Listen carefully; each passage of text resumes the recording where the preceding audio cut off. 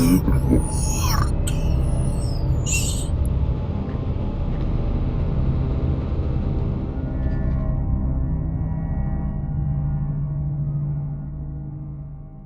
Hola, ¿cómo están? De nuevo les damos la bienvenida a Izakaya a Medianoche. Bienvenidos de nuevo a Izakaya de Medianoche. Espero hayan disfrutado muchísimo el episodio anterior. Esta es la segunda parte. Seguimos con asesinos seriales. Seguimos con todo el miedo, con todo el terror. Miedos reales. Cuestiones reales que pasaron, que podrían pasarle a cualquiera. A cualquiera. Yo creo que es el peor tipo de miedo. Pues sí, porque es algo real. Es algo bastante insinuando posible. Que el terror paranormal no es real. Fíjate que yo, en lo personal, no soy creyente de esas cuestiones. Ya. No desacredito que mucha gente tiene anécdotas. No quisiera yo aferrarme a siempre buscar la explicación lógica. Digamos que estoy abierto a que me convenzan de lo contrario. Bueno, estamos en lo que son estas experiencias tan reales con asesinos seriales. Sí. Evidentemente, si sigo aquí es porque yo no he tenido una experiencia con un asesino serial. Pues igual y quizá no tú, algún conocido, que creo que no es el caso. No es el caso. Conmigo tampoco. Pero vamos a hacer otra serie de episodios con experiencias paranormales. No experiencias paranormales, es como una recopilación de lo que son mitos populares, leyendas, mitos de Asia. Uh-huh. Y su comparación con, no diría occidental, pero en México. Sí. Que es lo que nos atañe. Y en contra de todo pronóstico, tengo una experiencia paranormal en Asia. ¿En Asia? En Asia. Yo había escuchado de tu experiencia paranormal en México. En mi vida he tenido varias, pero tengo una en Asia. Ya estoy listo para escucharlo. Pero no en ¿Va para el otro capítulo? Es el cliffhanger de nuevo. En este episodio vamos a seguir hablando de lo que son los asesinos seriales, pero en esta ocasión nos vamos a enfocar en lo que es Corea. Ya tuvimos la probadita japonesa. De Japón. Vamos con su vecino cercano. Y China también. Tenemos de China. China, con tanta población, ha tenido sus casos. No es solo como su tanta población. Tienes que saber que en China son actualmente al menos mucho más estrictos con ese tipo de delitos. ¿Sí? 1. 2, son mucho más herméticos para que esa información no salga al extranjero. Puede que haya casos de los que causaron revuelo internamente, pero a nosotros ya no nos llegan. Exactamente, entonces por eso son tan relevantes. Fíjate que en mi búsqueda por muchos casos de esta índole en Asia, me encuentro con que se dan mucho los casos que son fácilmente tipificables, ¿no? Que son muy replicados en todo el mundo. Que pueden caer en una categoría. Como lo es las asesinas llamadas, tal vez mal llamadas, viudas negras.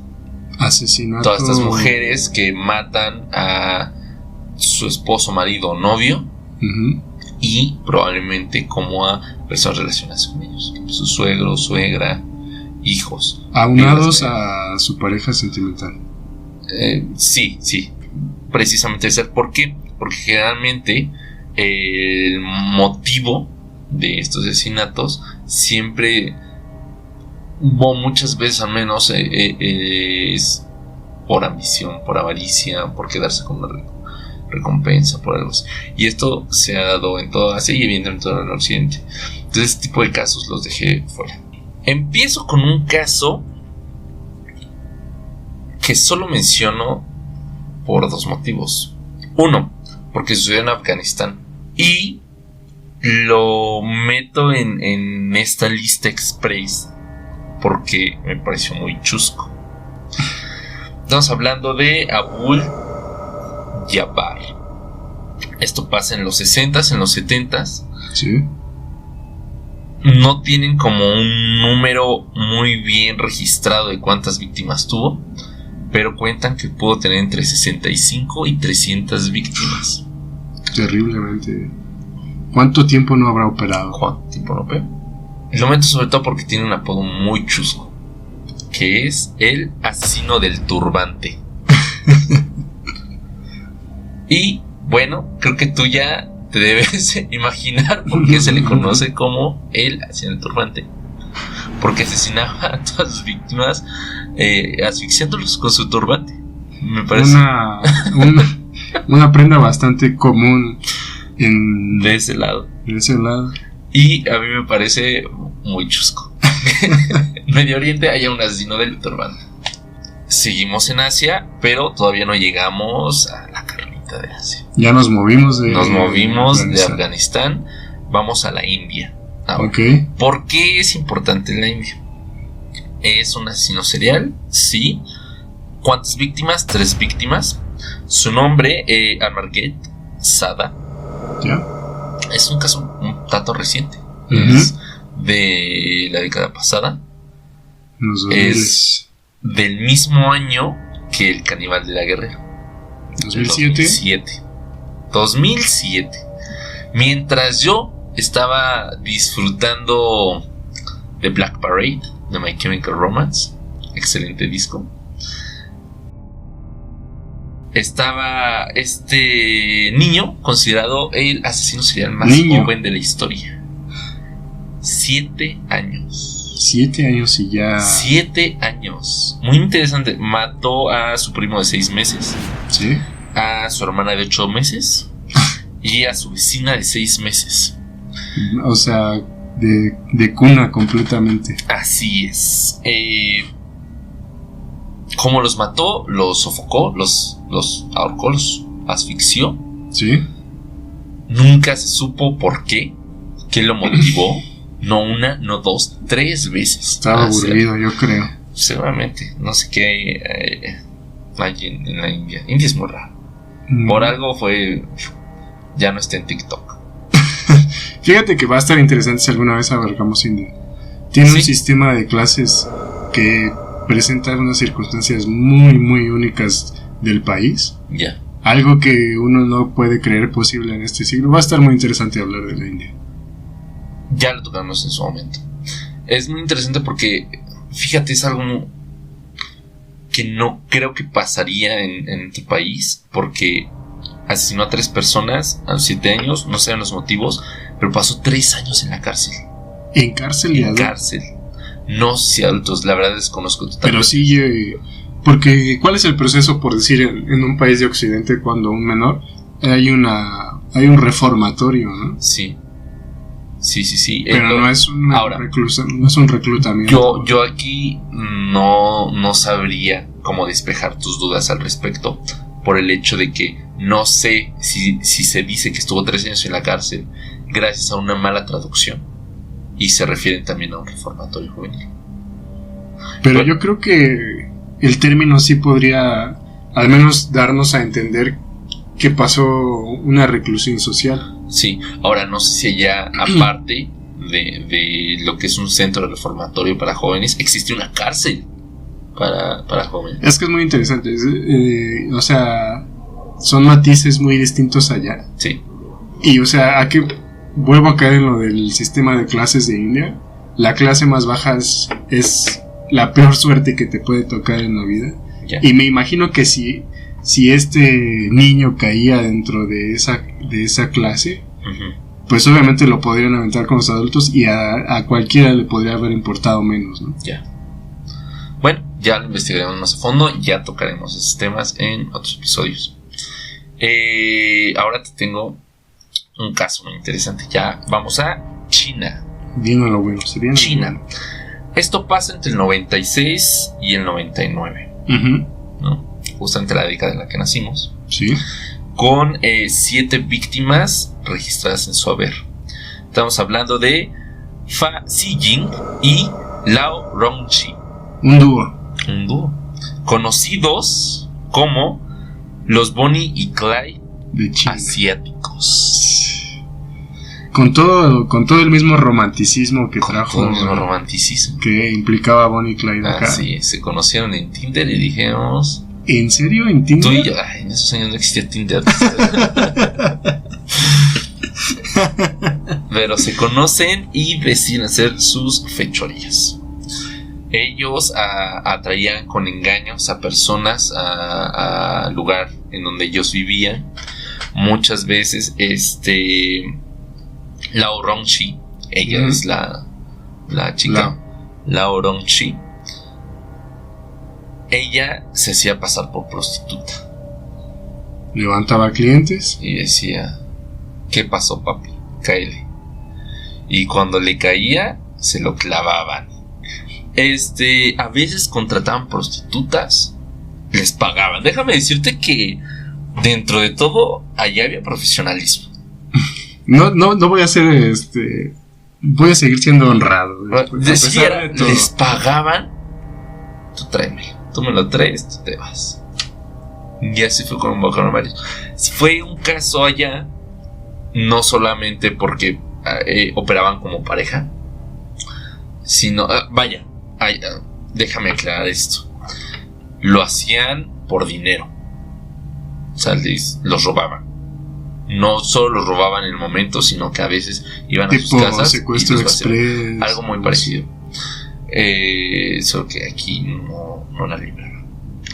Y fue muy popular, sobre todo porque mataron una familia entera. Generalmente eran como solo hombres, pero una vez se encontraron con un señor que tenía familia, lo embaucaron, lo asesinaron y fueron a su casa, mataron también a su familia y robaron la casa. Que había algo probablemente. Así es. Fa Xijin fue atrapado el mismo año. Así es, en su último año de operación. Fue condenado a muerte, fusilado. Qué curioso que la condena de muerte varíe según el país. Ya hablamos que en Japón era la horca o había inyección letal. Claro. En China es fusilamiento. Desconozco cuántos tipos de pena de muerte hay. Desconozco. Pero a le tocó fusilamiento. Sí. Y aquí viene algo muy interesante. Lao Rongshi la atraparon hasta el año pasado. 2019. Estuvo 20 años prófuga. O sea, sí es una super historia. Que ya quiero ver la película. Que va a haber película. Tal vez ya la hay y no lo sabemos. Y va a ser que no sé, o sea, este desenlace de que la hayan atrapado 20 años después me parece muy interesante. Es que ponte a pensar en un país tan densamente poblado como China. Claro. ¿Qué facilidad no habrá de ser prófugo? Cuando existen lugares como en Hong Kong, que existen las jaulas de gente, habitaciones de 10 metros cuadrados donde llegan a meter 5, 6, 7 personas. Qué rudo. Ahora llegamos a uno de mis países favoritos, Corea. Yo pensé que México. Por eso dije uno de mis países favoritos. No dije estamos mi país favorito. En Corea. Estamos en Corea. Ahí te va. Esto está muy interesante. Seleccioné dos casos de Corea. Pero yo traigo dos casos que fueron los que a mí más me llamaron la atención. ¿Qué fue lo que te llamó de eso? Ahí te va. El primero sucede en el siglo XVIII. Sucede en tiempo entre 1757 y 1762. Okay. Estamos hablando de Sado de Joseon, que si no te suena, es el príncipe heredero de la dinastía Joseon. Una celebridad. Era la realeza. Él torturó, asesinó y violó por diversión a las personas de su reino. Y así estuvo por al menos un lustro, ¿sabes? Es que, o sea, es un ejemplo de a qué te lleva el poder desmesurado, ¿no? Ya tengo riqueza, ya tengo... Cuando tienes todo y ¿qué quieres sigue? saciar como estos excesos, puede llegar a ser eso. Llegó a decapitar a un eunuco. Ya. Llegó a apuñalar hasta la muerte a una de sus sirvientas. Y a diferencia de otro país donde podría pasar eso, allá su papá le puso un alto. Sí. Dijo, hasta aquí, le puso un estate quieto, lo condenó a muerte, lo metió 8 días en un baúl y murió. Ya. ¿En serio?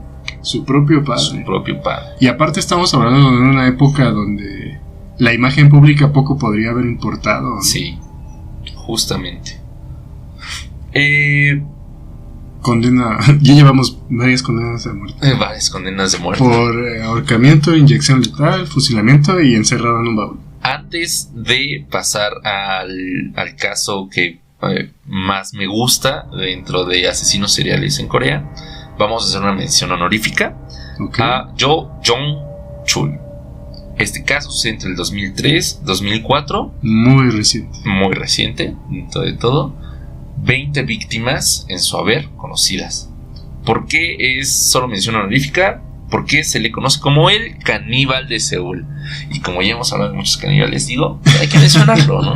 También hay en Corea. También hay en Corea, ya también se comen entre ellos. Fíjate que dijiste algo bien interesante que quiero como que A ver. desmenuzar rápido. Dijiste 20 víctimas que se sepan. Que se sepan. Qué difícil debe saber conocer completamente su repertorio de víctimas de un asesino serial. Yo creo que solamente cuando el asesino es tan vanidoso y quiere tanto reconocimiento que él da detalles, ¿no? Y sí, porque fíjate que leía acerca de cómo hay asesinos seriales que en la contabilización de sus víctimas muchas veces no cuentan a las personas que asesinaron en un inicio. Para empezar ellos a tener su propio modus operandi. Hasta que tienen su modo como tal, que se empieza a replicar en su cuenta. Exactamente, es la de mi trabajo de amateur no vale.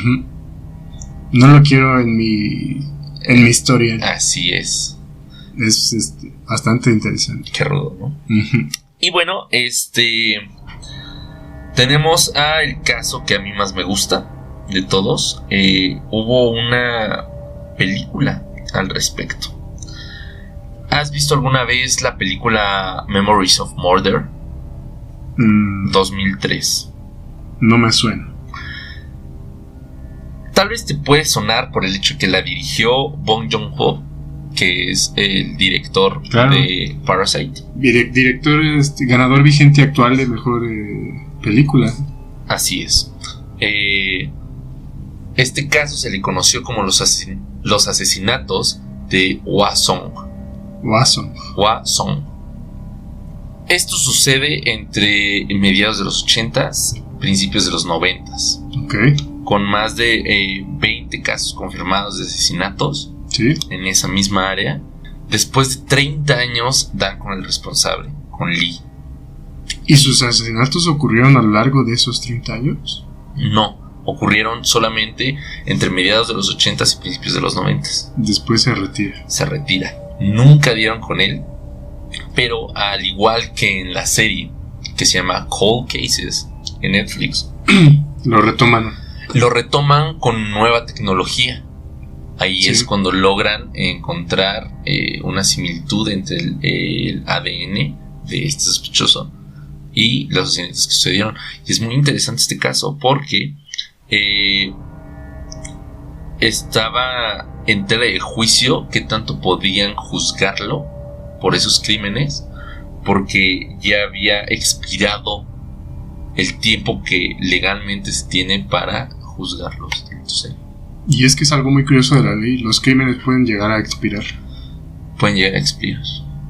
Se hizo una obra de teatro que posteriormente hicieron una película, y por eso es tan famoso este caso, porque desencadenó la mayor movilización policíaca que se llegó a dar en Corea. O sea, pero sí decidieron darle seguimiento legal.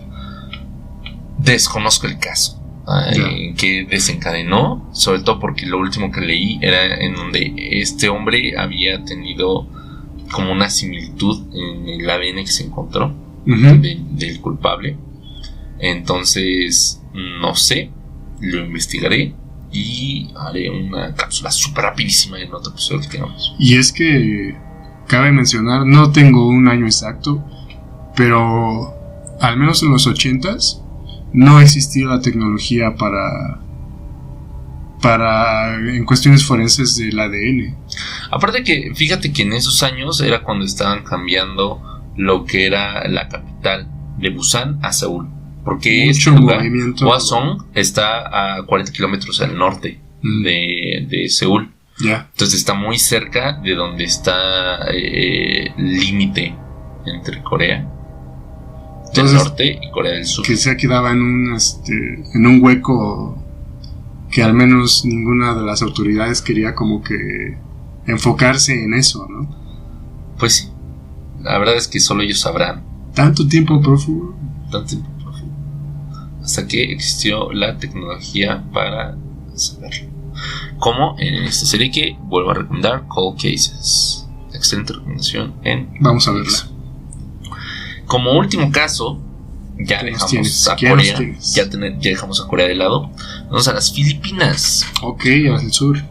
Un país que tiene muchas similitudes con Latinoamérica.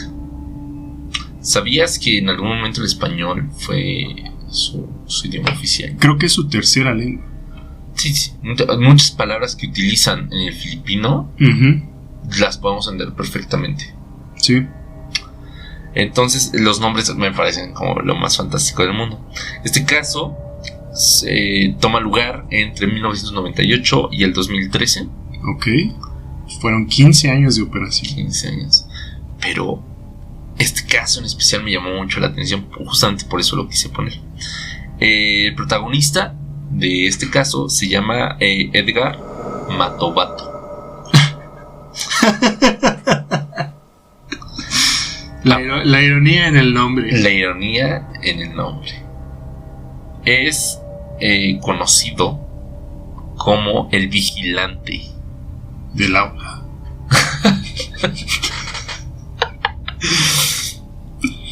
Es conocido el vigilante porque cuando lo capturan, él se cuelga las medallitas de decir que él solo mataba delincuentes. O sea, tenemos un justiciero. Pero esto se pone más intenso todavía. Escaló otro peldaño. Acepta, ya que la justicia lo tenía en sus manos, acepta que había practicado el sicariato. Era un sicario al final. Un asesino a sueldo. Llegó a asegurar frente al Senado de las Filipinas que llegó a trabajar con el entonces alcalde de Davao, llamado Rodrigo Duterte, y formaba parte de un grupo que operaba en las sombras llamado el Escuadrón de la Muerte de Davao. Ya nos estamos metiendo en temas Illuminati aquí. Un orden mundial. El orden mundial. Este caso es muy reciente. Te digo que operó desde el 98 hasta el 2013, pero fue capturado en el 2013. Y ahí la idea lo que yo me pongo a pensar de primeras es, quizás sí era un justiciero, pero todo esto que quiso envolver también al alcalde y todo eso, pues quizá ella fue de su cosecha para llamar la atención. Pero lo preocupante es pensar que sea cierto lo que dijo. Habrá que seguirle la pista a este caso. Si alguien está interesado, pues ahí les dejamos este caso. Desconozco cuál fue el final de esta historia. Increíble la cantidad de casos que hay en el mundo.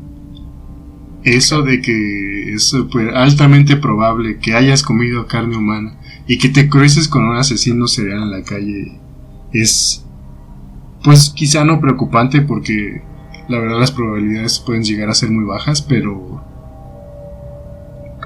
te da otra perspectiva.